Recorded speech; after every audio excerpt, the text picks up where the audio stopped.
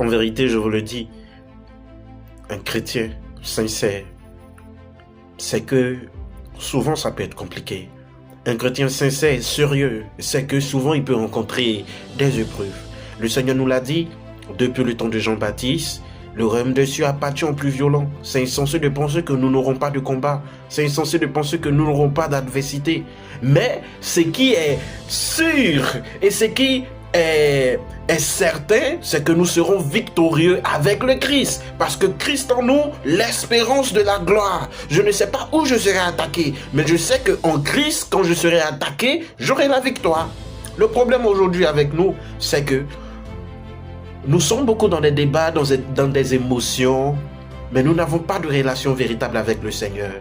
Des gens sont prêts à se battre sur des divergences doctrinales, sur des divergences de protestantistes, évangélistes, catholicisme et beaucoup de choses. C'est nous on a la meilleure doctrine, c'est nous on a le meilleur Seigneur, mais laissez-moi vous dire, le Seigneur ne te reconnaît pas parce que tu appartiens à une communauté quelconque. Le Seigneur te reconnaît si tu mets en pratique sa parole.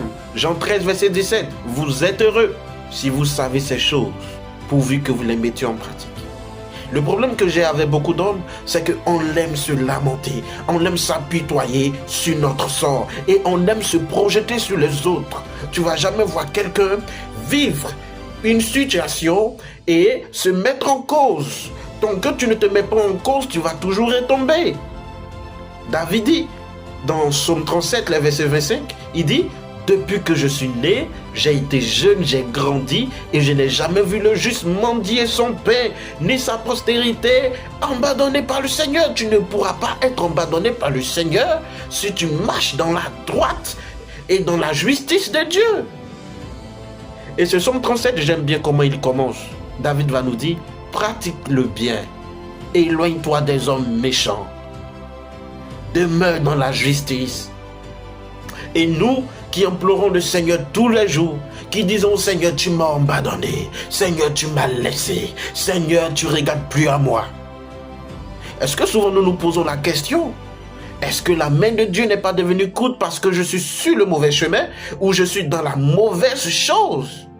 Est-ce que les yeux de l'Éternel ne se sont pas fermés sur ma vie parce que je rentre maintenant dans des choses, je fais des choses qui ne le glorifient pas?